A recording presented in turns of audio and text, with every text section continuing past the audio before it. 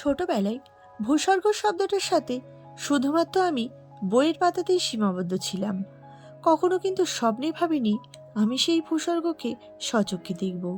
যেন সব কিছুই স্বপ্ন মনে হচ্ছে। নিজের চোখকেই যেন বিশ্বাস করতে পারছি না। যেন একবারের জন্য মনে হলো ঘুম ভেঙে গেলে আবার সে আমার ঘরটাকে দেখতে পাবো না তো। তারপর হাতের তালুতে একটু ছিমটি কাটলাম। ছিমটি কেটে দেখলাম, না, এটা স্বপ্ন নয় তো। হ্যাঁ, এটাই সত্যি। আমি বাস্তবে ভূস্বর্গ কাশ্মীরেই পৌঁছে গেছি। সত্যি, যখন ছোট ছোট স্বপ্ন, ছোট ছোট আশাগুলো পূরণ হতে শুরু করে, তখন যেন নিজের মনকে কিছুতেই শান্ত রাখতে পারি না। সংসারে ক্লান্তিকর জীবন কাটিয়ে আমাদেরও মাঝে মাঝে কোথাও ঘুরতে বেড়াতে যাওয়া উচিত। তাই একঘেয়েমি জীবন থেকে নিজেদেরকে বাঁচাতে আমরা তিনজনে মিলে বেরিয়ে পড়লাম কাশ্মীরের উদ্দেশ্যে। আমাদের জার্নিটা ছিল 7 দিনের। ভিডিওর মধ্যে এই 7 দিনের কাশ্মীর ভ্রমণের অভিজ্ঞতা কখনোই আমার পক্ষে তুলে ধরা সম্ভব নয়। তাই পুরো কাশ্মীর ভ্রমণকে স্টেপ বাই স্টেপ কিছু পার্টে বিভক্ত করব এবং আমার প্রত্যেকটা জার্নি আপনাদের সাথে শেয়ার করব। চলুন তাহলে আজকে কাশ্মীর ভ্রমণের ফুল গাইডটা দিয়ে দেওয়া যাক।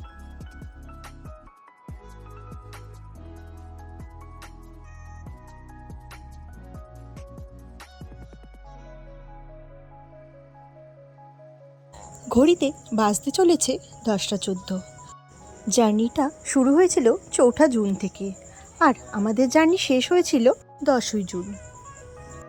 কাশ্মীর ভ্রমণের জন্য আপনারা ফ্লাইটেও যেতে পারেন, ট্রেনেও যেতে পারেন। যদি আপনারা জম্মু ও কাশ্মীর এই দুটো জায়গায় ঘুরতে চান, তাহলে আমি বলবো জম্মু থেকে জার্নিটা শুরু করলেই বোধহয় ভালো হয়। আর যাদের অনেক ধৈর্য আছে আর জার্নি করা অভ্যেস আছে, তারাও জম্মু থেকে জার্নিটা শুরু করতেই পারেন। কেননা শ্রীনগরে যদি আপনারা একবার পৌঁছান, তাহলে কাশ্মীরের পুরো সব জায়গা কভার করে আবার জম্মুতে আসতে গেলে অনেকটা সময় লেগে যাবে। তার থেকে হাওড়া থেকে ট্রেন ধরে জম্মুতে পৌঁছে ওখানে বৈষ্ণব দেবী দর্শন করে জম্মুতেই এক রাত থেকে যান। তারপরে সকাল সকাল শ্রীনগরের উদ্দেশ্যে রওনা হয়ে যান। তারপর শ্রীনগরে পৌঁছে আপনারা হোটেল খুঁজে নিন। হোটেল খুঁজে হোটেলে ব্যাগপত্র রেখে আপনারা বেরিয়ে যান সাইটসিইংয়ের উদ্দেশ্যে। সত্যি বলতে কাশ্মীর ঘুরতে গেলে ট্রাভেল এজেন্সির মাধ্যমেই আসা উচিত। কেননা এখানে এত স্ক্যাম হয়, আপনারা ঠকে যেতে পারেন। কিভাবে স্ক্যাম হয় সেটা আমি ভিডিওর শেষে জানিয়ে দেব। তবে যেহেতু আমরা শ্রীনগর থেকে আমাদের জার্নিটা স্টার্ট করেছিলাম, সেহেতু আমাদের ফুল ট্রাভেল গাইড একটু অন্যরকম ছিল। চলো আমরা ট্রাভেল গাইডটা কিভাবে সাজিয়েছিলাম সেটা এক ঝলক স্ক্রিনে তোমাদের সাথে শেয়ার করে নিই। 4 তারিখে আমরা কলকাতা এয়ারপোর্ট থেকে শ্রীনগর এয়ারপোর্টে পৌঁছেছিলাম। রাত্রি বাস ছিল শ্রীনগর রিসর্টে। ট্রেতে আমরা গেলাম সোনমার্গে। রাত্রি বাস ছিল শ্রীনগর হোটেলে। আমাদের হাতে যদি অনেকটা সময় থাকে, তাহলে আমি বলবো সোনমার্গে আপনারা এক নাইট স্টে করতে পারেন। নেক্সট দিনে আমাদের জার্নিটা ছিল গুলমার্গে। রাত্রি বাস শ্রীনগর হোটেলেই।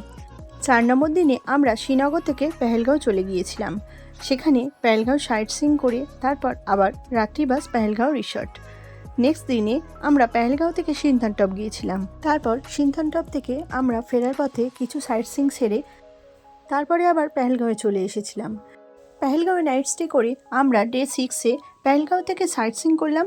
সাইটসিইং করে আবার শ্রীনগরে রিটার্ন এসেছিলাম। আর এখানে এসে বিকেলবেলা এনজয় করলাম শিকারা রাইড। তারপরে আবার স্টে করলাম হাউসবোটে। আপনাদের হাতে সময় থাকলে আপনারা ফেরার পথে লালচক বাজারটা ঘুরে নিতে পারেন। নেক্সট দিনে মানে লাস্ট দিনে আমরা শ্রীনগর সাইটসিইং করে তারপরে ফ্লাইটের উদ্দেশ্যে রওনা দিলাম। শুধু তো মুখে শুনলে হবে না, এবার ভিডিওর মাধ্যমে তোমরা দেখে নাও আমরা কিভাবে ঘুরেছি। আমরা যেহেতু ট্রাভেল এজেন্সির মাধ্যমে গিয়েছিলাম, তাই আমাদের গাড়ি আগে থেকেই ঠিক করা ছিল। আর এখানে এসে একটা খুব সুন্দর জিনিস দেখলাম, প্রত্যেকটা ড্রাইভারের হাতে একটা করে কাগজ ধরানো আছে, আর যেখানে তাদের নাম লেখা আছে। এই জিনিসটা খুব সুন্দর দেখলাম। এটা কিন্তু আমি অন্ধ্রপ্রদেশে গিয়েও পাইনি। সিস্টেমটা আমার কিন্তু খুবই ভালো লেগেছে। তো যাই হোক, আমাদের জার্নিটা স্টার্ট হয়ে গেছে।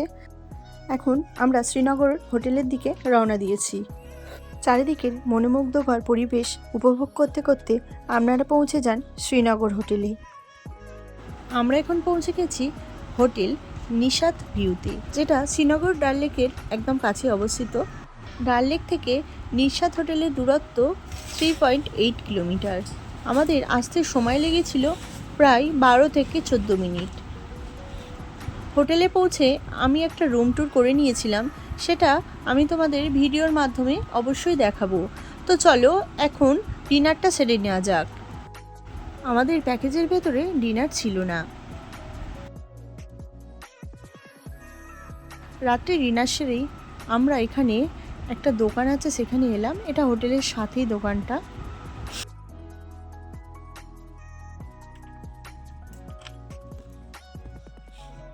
সেকেন্ড দিনে ফ্রেশ মর্নিংয়ে একদম পাহাড়ের দর্শন করে নিন, তারপরে লাগেজ নিয়ে একেবারে বেরিয়ে পড়ুন সোনমার্গের উদ্দেশ্যে। এই হোটেলটা না 3 স্টার হোটেল। অ্যাকচুয়ালি আমাদের এই হোটেলে থাকার কথা নয়, আমাদের প্রথম দিন থেকেই সিলভার ইন বলে একটা হোটেল আছে, সেই হোটেলে থাকার কথা, কিন্তু সেই হোটেলে একটু সমস্যার কারণে আমাদের এই হোটেলে রাখা হয়েছিল। চলো এবার ব্রেকফাস্ট ছেড়ে আমরা সোনমার্গের উদ্দেশ্যে রওনা দিই।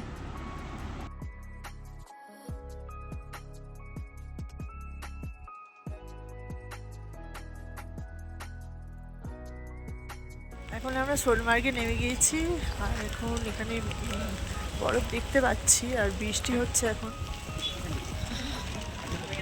দারুণ দারুণ।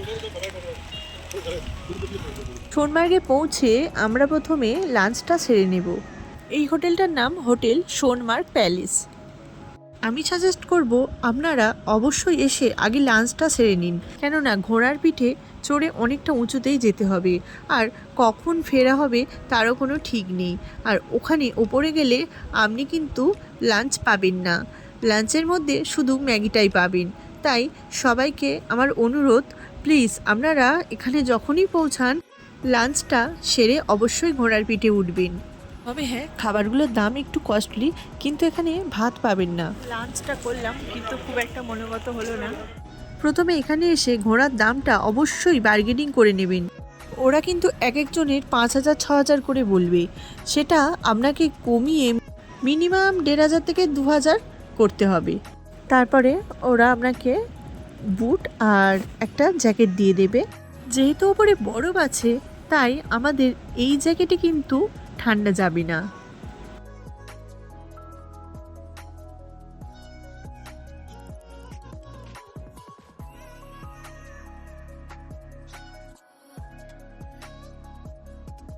তারপরে হর্স জার্নিটাকে এনজয় করতে করতে আপনি সোজা চলে যান জিওস গ্লেসিয়ারে, যেখানে বজরঙ্গি ভাইজানের শুটিং হয়েছিল।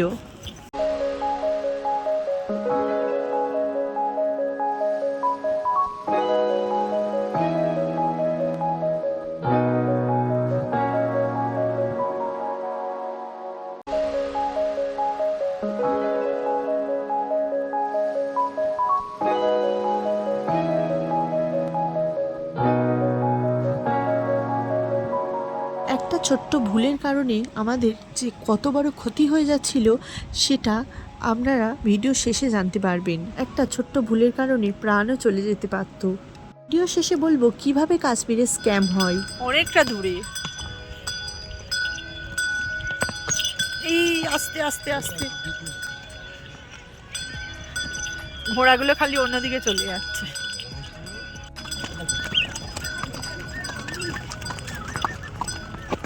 ঘোড়াটা অনেক রিস্কের। আর এসে গেছি আমরা ভিউ পয়েন্টে। বৃষ্টি শুরু হয়ে গেছে, খারাপ রাস্তা প্রচুর। তোমরা যারা আসবে তারা প্লিজ হাত মোজা নিয়ে এসো আর শীতের সমস্ত পোশাক নিয়ে এসো। আমরা না নিয়ে এসে খুবই ঠকে গেছি। জ্যাকেট নিয়ে এসেছিলাম কিন্তু হাত মোজাটা নিয়ে আসা উচিত ছিল। প্রচুর কষ্ট হচ্ছে ঠান্ডায়। এবারে স্লেজ গাড়ি চড়ার ইচ্ছা আছে, ওখান থেকে 3টে পয়েন্টে নিয়ে যাবে, জানি না কি হবে, খুব কষ্ট হচ্ছে। ঠান্ডা ঠান্ডা। স্লেজ গাড়ির ভাড়া এক একজনের 2 থেকে 3,000 টাকা বলবেই। এখানেও কিন্তু বার্গেনিং করতে হবে, না হলে আপনারা ঠকে যেতে পারেন। অবশেষে আমরা স্লেজ গাড়িতে উঠলাম। আর একটা কথা বলি, ওরা কিন্তু আপনাদের এই ভিউজ দেখাবো, ওই ভিউজ দেখাবো, অনেক কিছু দেখাবে, কিন্তু ওরা যে টাকা নেবে, টাকা নিয়ে ওরা ওপরে তুলবে, সেখান থেকে আর কোথাও নিয়ে যাবে না। ওই ওপর থেকেই এখানে ওটা, এখানে এটা এরকম দেখিয়ে দেবে। এখানে কিন্তু আপনারা ঠকে যেতে পারেন।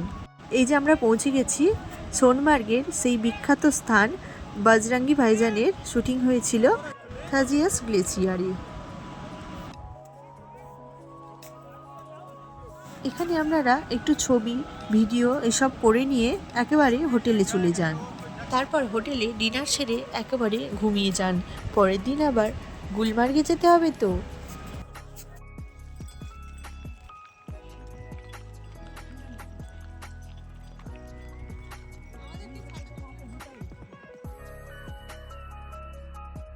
হ্যালো গাইস, আজকে আমার কাশ্মীর ভ্রমণের তৃতীয় দিন, আর আজকে আমরা যাব গুলমার্গে। এই হোটেলটার নাম হোটেল সিলভার ইন। এই হোটেলটার একটা রুম ট্যুর আমি করেছিলাম, সেটা ভিডিওতে পরে দেখাবো।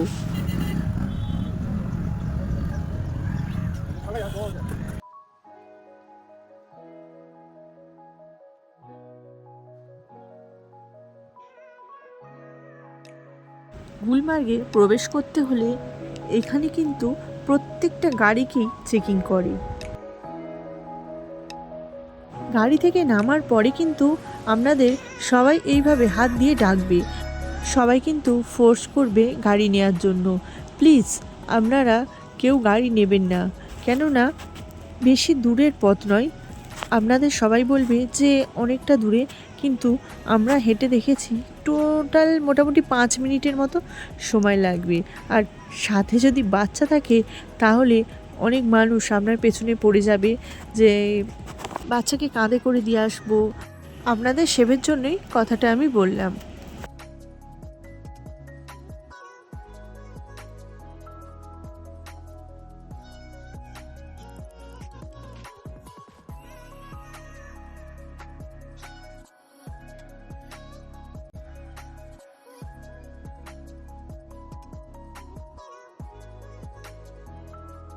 গন্ডোলা কেবিল কারে ওঠার জন্য বেশ কিন্তু লাইন পড়ে।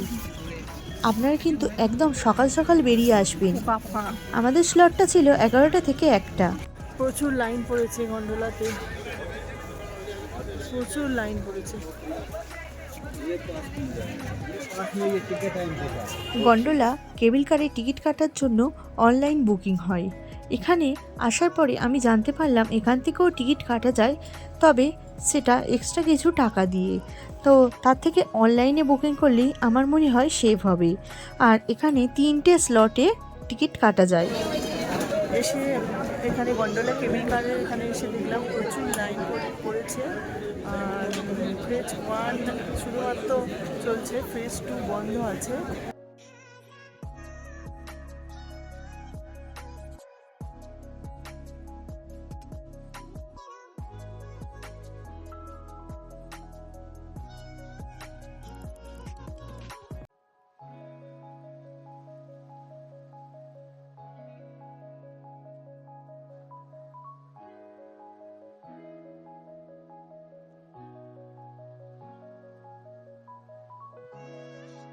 আপনারা এখানে কিন্তু অন্য খাবার পাবেন না, শুধুমাত্র এখানে ম্যাগি আর এগ বয়েল পেলেও পেতে পারেন।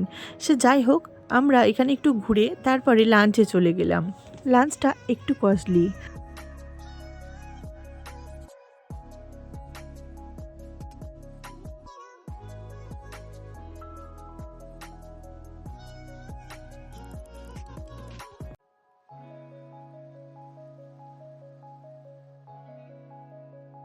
যারা নভেম্বর থেকে ফেব্রুয়ারি মাসের ভেতরে আসবে তারা কিন্তু এই জায়গাটায় বরফ পাবে। আমরা গরমকালে গিয়েছিলাম, তাই অতটাও বরফ দেখতে পাইনি।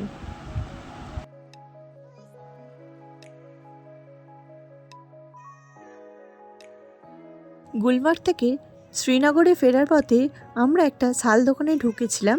আর এই যে দাদাটা দেখতে পাচ্ছেন, ইনি কাশ্মীরি লোক। ইনি কী কী ডেসক্রিপশান দিচ্ছেন সেটা আমার ভিডিওর মাধ্যমে সেটা আপনাদের দেখাবো। এটা যেহেতু একটা ট্যুর গাইড, তাই এত ডিটেলস আমি দিলাম না। ইনি ব্যবসা করেন আমাদের বেহালার এদিকে। আর আমাদের ড্রাইভার দাদা যেহেতু কাশ্মীরের লোক ছিলেন, তাই আমাদের ঘুরতে ফিরতে বা কোনো কিছু কেনাকাটা করতে আমাদের তেমন কোনো অসুবিধা হয়নি। যদি কমেন্ট করেন পরের পার্টে আমি অবশ্যই আমার ড্রাইভার দাদার নাম্বারটা দেব, আপনারা ট্যুর গাইড করলে ওনার সাথে কিন্তু যোগাযোগ করে নিতে পারেন। लोकेशन क्या लोकेशन क्या है नाम? लोकेशन नाम क्या आपका दुकान नाम क्या है? ये नियर लाल चौक है, नजदीक है लाल चौक। लाल चौक नियर है, लाल चौक से नजदीक है। आप चिंता मत करो, वीडियो की कोई जरूरत नहीं। That's all, आप चिंता मत करो। कश्मीर आर्ट सेंटर, कश्मीर और सेंटर सेंटर। ঠিক আছে। চলুন আজকের ভিডিওটা এখানেই শেষ করছি। ভেবেছিলাম ফুল ট্যুর গাইড একটা ভিডিওতে দিয়ে দেব, কিন্তু ভিডিওটা এতটাই বড় হয়ে যাচ্ছে যেটা সম্ভব হচ্ছে না। আমি আরও দুটো পার্ট করব, আর লাস্ট পার্টে কাশ্মীর ভ্রমণের ফুল খরচটা আমি আপনাদের সাথে অবশ্যই শেয়ার করব। চলুন এবার বলি আমরা কি কি সমস্যায় পড়েছিলাম। প্রথমে আমি আপনাদের সাজেশান দেব যে আপনারা এরকম একটা জুতো ক্যারি করুন, কেননা এই যে বাচ্চাটা জুতোটা পরছে আপনারা দেখতে পাচ্ছেন, জুতোটা পরে বাচ্চাটা কিন্তু অনেক সমস্যার সম্মুখীন হয়েছিল, পায়ে প্রচণ্ডভাবে লেগে গিয়েছিল, কেননা আমরা দেখিনি আর আমরা বুঝতেও পারিনি বাচ্চাটার পায়ে কিন্তু দুরকম জুতো না দিয়ে একই রকম জুতো দুটো পায়ে দিয়ে দিয়েছিল। তাই বললাম আপনারা এরকম একটা শু ক্যারি করতে পারেন। আর প্রচণ্ড বৃষ্টি হয়েছিল, যে কারণে জুতোগুলো সম্পূর্ণ ভিজে ছিল, আর যার জন্য আমরা সমস্যার সম্মুখীন হয়েছিলাম। আর দ্বিতীয়ত এই যে দেখছেন আমার হাজবেন্ড যে ঘোড়াটা চড়ে যাচ্ছে, এই ঘোড়াটা কিন্তু সম্পূর্ণ একটা অসুস্থ ঘোড়া ছিল। এখন আপনারা উঠবেন, আপনারা কিন্তু একটু বুঝে শুনে দেখে উঠবেন, কেননা এই যে ঘোড়াটা দেখছেন এই ঘোড়াটা আমার হাজবেন্ডকে ফেলে দিয়েছিল, আর ফেলে দেওয়ার কারণে অনেক জায়গায় লেগেছে, কিন্তু আমাদের ভাগ্য ভালো ছিল যে ঘোড়াটা খাদে ফেলে দেয়নি। সত্যি ভেবে বলুন তো, খাদে ফেলে দিলে আমাদের কত বড় ক্ষতি হয়ে যেত।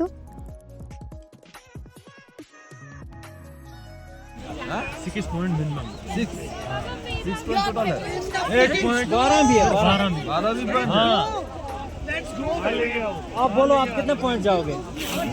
12 में लेके जाएगा। तो एक एक कितना आदमी जाएगा? एक में एक आदमी, रिटर्न में आगे ड्राइवर पीछे सीनियर बैठता है, ड्राइवर बैठता है आगे, ड्राइवर। ड्राइवर आगे बात ये बेबी वीडियो दस हाँ हाँ वीडियो है रे, मेरा खुला दिया। 8 पॉइंट नहीं चाहिए, 6 पॉइंट मिनिमम 6।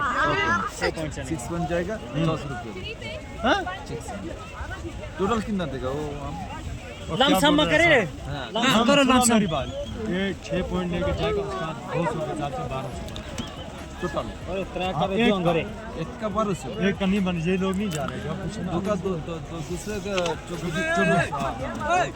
हाँ अच्छा, 8 पॉइंट लेके जाएगा, 6 पॉइंट का पैसे लेके बैठो। और क्या कह रहे हो? ना 6 पॉइंट ले जाएगा कितना देगा? टोटल ट्रैक कितना कर देगा? कर यार तेरा ये बिना मत आवा पूरी হ্যাঁ কি আছে? कितना लाएगा? ऊपर क्यों तेरा तेरा कर रे ঠান্ডা লাগছে? হাতটা পকেটে ঢুকিয়ে নাও, ঠান্ডা লাগবে না। इनका नाम कर পকেটে এই পকেটে এই পকেটে ঢুকিয়ে এই পকেটে ना ना 6 এই হয়ে গেল। ঠিক আছে হ্যাঁ 100 रुपए का जाता हूं कर 12 ঠান্ডা নেই। 1200 कर हां खुश कर गेले और खुश वो कर क्या 150 रुपये पॉइंट ना ना ना ठीक है, 6 पॉइंट हो गए 900। वो तुम्हारा হচ্ছে 115 लेस। 115। चलो चार और चार के आगे 9 4 ना रे हो जाए बताने मंदिर 6 पॉइंट का आपके ঘোড়ার পিঠে উঠে যখন আমরা স্লেজ গাড়ি চড়লাম তখন আমাদের ড্রাইভার খুব বকাবকি করেছিলেন, কেননা উনি জানতেন না আমরা স্লেজ গাড়ি চড়বো। যদি উনি জানতেন তাহলে এনাদের সাথে কথা বলে একটা রেট উনি ফিক্সড করে দিতেন। অ্যাকচুয়ালি যদি কাশ্মীরেরই বাসিন্দা হয় তবে এনারা তাদের সাথে একটা আলোচনায় যায়, অন্য কোনো জায়গা থেকে কেউ এসে বললে এনারা কিন্তু কোনো দর কষাকষিতে যায় না।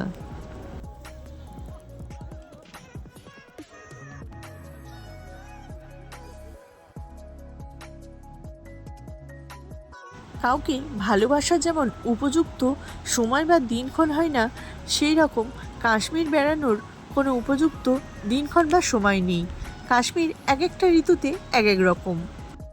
যদি আপনি জুন জুলাই মাসে কাশ্মীর যান তাহলে কাশ্মীরটাকে পুরো সবুজ উপত্যকায় ঢাকা দেখবেন। দিনে আপনার সামনে যে দৃশ্যটা ঠিক এই রকমই। আর যদি জানুয়ারি মাসে কাশ্মীর যান তাহলে তো একদম বরফে ঢাকা কাশ্মীর দেখতে পাবেন। আর যদি ফেব্রুয়ারি মার্চ মাসে কাশ্মীর যান তাহলে আপনারা এরকম টিউলিপ ফুলে মোড়া বাগান দেখতে পাবেন। আর যদি সেপ্টেম্বর অক্টোবর মাসে কাশ্মীর যান তাহলে আপনারা এইভাবে গাছে ভরা আপেল দেখতে পাবেন। তাহলে আজকের ভিডিওটা এই পর্যন্ত। দেখা হচ্ছে আবার নেক্সট ভিডিওতে। পরের দিন কোথায় যাব? পেহেলগাঁও, যার পরিবেশটা জাস্ট দুর্দান্ত। তাহলে চলো, সবাই ভালো থাকবেন, সুস্থ থাকবেন। ধন্যবাদ।